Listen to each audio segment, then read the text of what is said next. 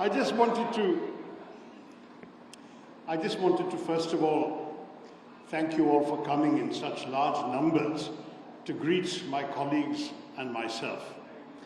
We have come as part of a mission to 5 countries. Our Honorable Prime Minister has sent 7 parliamentary delegations to different regions of the world. Others have gone to other countries. We started in New York with a visit to the September 11th memorial. Then we traveled to Guyana for a 2-day visit. We are now in Panama for a 2-day visit. Then we go to Colombia for a 2-day visit. Thereafter to Brasilia, where we have 2.5 days because there's also a Sunday in between. And then we go to the United States, to Washington, D.C. And the purpose of our mission is to convey a message to each of the countries that we are going to. And I should mention to all of you that we represent very many different parties. Even within the 7 members of my delegation, there are 4 parties represented. We have 5 parties represented amongst the members of my delegation. And then I should mention to you that we also come from all parts of the country. Unfortunately, Gujarati बोलने वाले कोई नहीं है तो मैं उनको ही बुलाता. लेकिन I do want to say to you nonetheless that we are all here from different backgrounds, different states, different political parties, but united in the same message. And that is the message.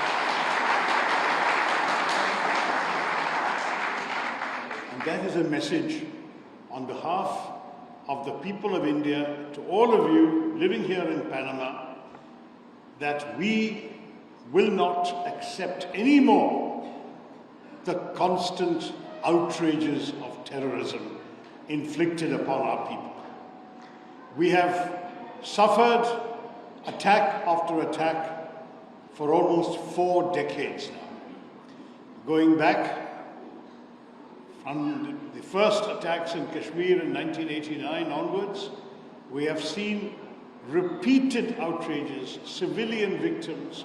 Most of you will remember the horrors of Mumbai in 2008, what we call 26/11 because it happened on 26 November, but went on for 3 days, in which 170 people were killed. Many of you will remember many other examples. I myself wrote an article where I found about 15 examples since 2001 alone. It is just not acceptable for us to continue to bear the pain, the grief, the wounds, the losses, and then merely go and tell the international community, look what is happening to us, please help us, please put pressure on the perpetrators to actually identify and prosecute the criminals. None of that has been happening despite our best efforts. After Mumbai, we had all the evidence. We even captured one of the terrorists alive. A very brave policeman gave his life to capture Ajmal Kasam alive. He was identified, his home, his address, his village in Pakistan were identified. Not only India, but Western intelligence agencies had recordings of the chilling voice of the Pakistani cold-blooded handler giving daily, minute-by-minute instructions to the killers in Mumbai while the killings were going on. All the evidence was collected, dossiers were established. What happened? Has a single person behind this outrage been prosecuted, let alone convicted? The answer is no. Sadly, Pakistan has chosen a policy of enabling terror. And not just enabling, but creating terrorist establishments, financing them, training terrorists, equipping them. There have been examples in the last 20 years of attacks in New York, in London, in Madrid, in so many different parts of the world, which have been blamed provably on Pakistani terrorists or terrorists trained in Pakistan and brought to these countries. This is the sad reality we are facing today. We have no quarrel with the people of Pakistan. We would love to live in peace. As you know, India is proud of its economic success story in the last couple of decades. We have been growing and prospering as a country. We have been trying to pull our people out of poverty. We have been trying to develop our technology, our tech stack, so that we can enter the 21st century as a proud and confident leading country in the world. We are already the fourth largest economy in dollar terms. By another 10 years or so, we should be even the third largest economy. We are already that in purchasing power parity terms. So we are a growing, prosperous country. We don't want to be distracted by wars, conflicts, and terror. We want to focus on growth, on prosperity, on a better life for our people. Unfortunately, our desire to just be left alone is not reciprocated by our friends on the other side of the border. They have chosen repeatedly to attack us because they believe that they want territory which they do not control, which we control, because it is part of the sovereign borders of United India. And we are not going to give it to them, even if we have to pay the price that we have repeatedly been paying. But what has changed in recent years is that the terrorists have also realized they will have a price to pay. On that, let there be no doubt. When, for the first time, India breached the line of control between India and Pakistan to conduct a surgical strike on a terror base, a launch pad, the Uri strike in September 2015, that was already something we had not done before. Even during the Kargil war, we had not crossed the line of control. In Uri we did. Then came the attack in Pulwama in January 2019. This time we crossed not only the line of control, we crossed the international border and we struck a terrorist headquarters in Balakot. This time we have gone beyond both of those. We have not only gone beyond the line of control and the international border, we have struck at the Punjabi heartland of Pakistan by hitting terror bases, training centers, terror headquarters in 9 places in both in both Punjab and Pakistan occupied Kashmir. And let me say to you, this is going to be the new normal. Our Prime Minister has made it very clear.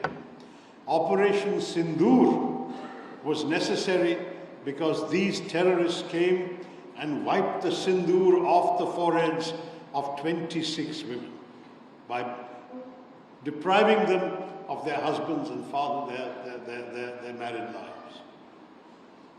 In fact, there were some women who cried out, "The terrorists kill me too." And they said, "No, go back, tell what happened to you." We heard their cries, and India decided that the color of the sindoor, that vermilion color on the forehead of our women, will also match the color of the blood of the killers, the perpetrators, the attackers.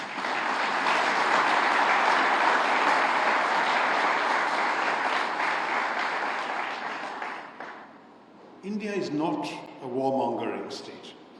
Even when we conducted those attacks, the first 9 terror base attacks, our government said very clearly, without any doubt, that we are not looking for any escalation.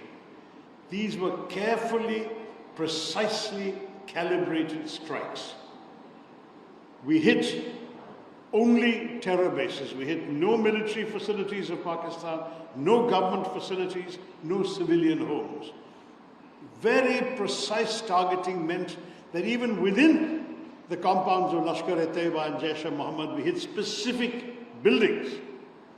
And we did so at night, between 1:05 and 1:30 at night. Why? Because we didn't want to have too much of collateral damage. At a different time during the day, there might have been a lot of civilians around. We didn't want their lives to be hurt. Think how much thought has gone into this.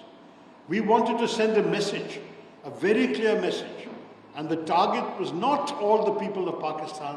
It was not even the government of Pakistan. The target was only the terrorists and their enablers.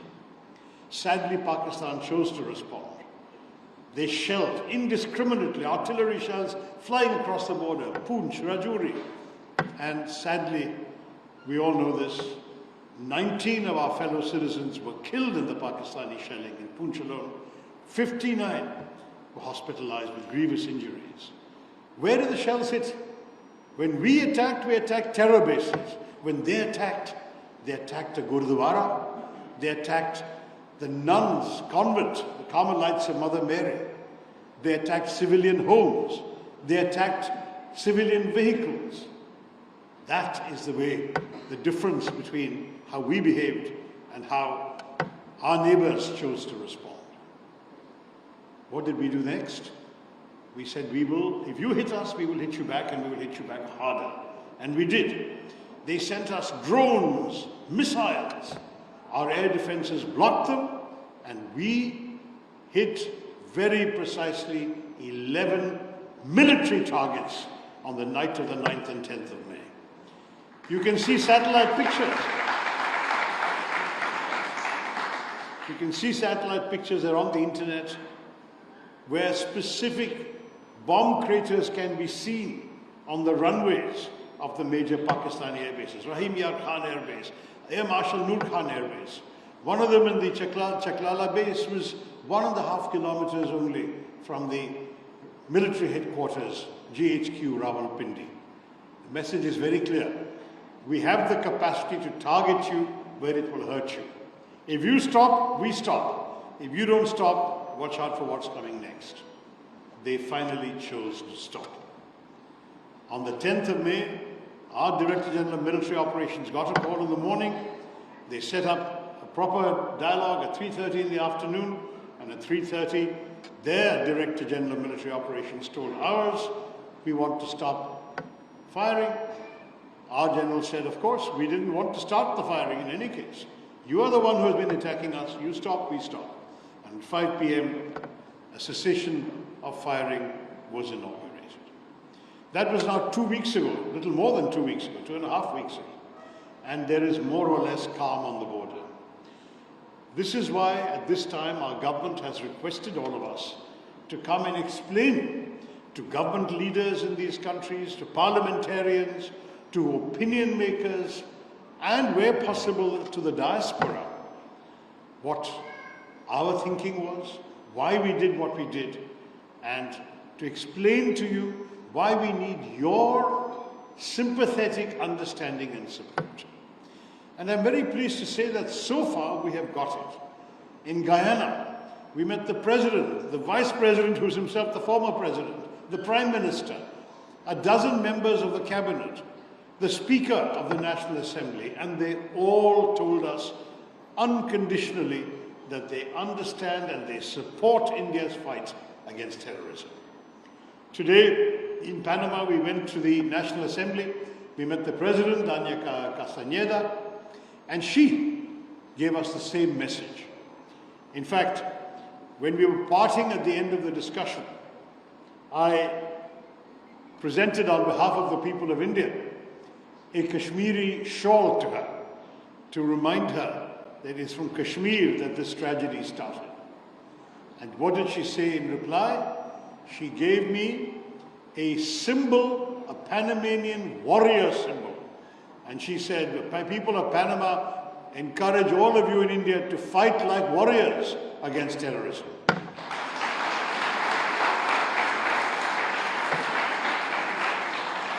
That is what we are doing. That is what we are going to continue to do. And let me say to you all, we know the buildings we've destroyed can be rebuilt. We know that terrorism does not disappear with one night of strikes. We know there is an entire enabling ecosystem in Pakistan to create this terror infrastructure, to train, arm, guide, equip, and direct these people to come and do terror. It is they who must change. We have seen even the United Nations Security Council said that it is not enough to bring the terrorists to justice, but those who finance them, those who direct them, must also be made accountable. We all know who those are. That is the military establishment of the deep state of Pakistan. And we say to you, understanding this means being prepared that this may happen again. But we are telling you in advance, if it happens again, be prepared for worse to happen to them. This is the message we are giving. We are explaining what happened. We are seeking sympathetic understanding, but we are saying we are not going to tolerate anymore. If it happens again, there will be worse to come. And that warning we give in advance so that people understand.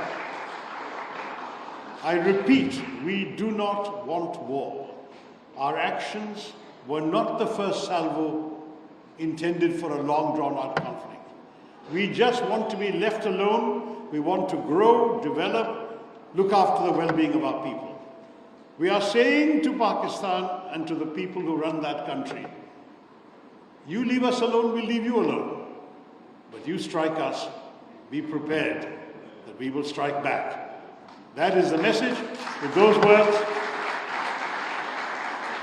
I want to thank you all once again, the people of Panama, for having come here. It is such a matter of pride for us to know that the Indian community has been in this country for so long, has done so well, has thrived in so many different ways, across many sectors of the Panamanian economy. And it gives me so much a pleasure that today you invited us to this beautiful temple you have built here. All of us, and by the way, we represent 3 different religions in our group, but we all came to the temple and we were happy to receive the blessings of the Lord.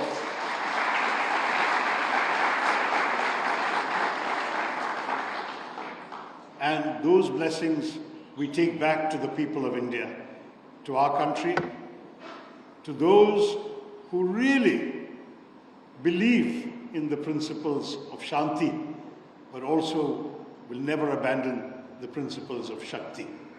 We will stay strong, stay with us.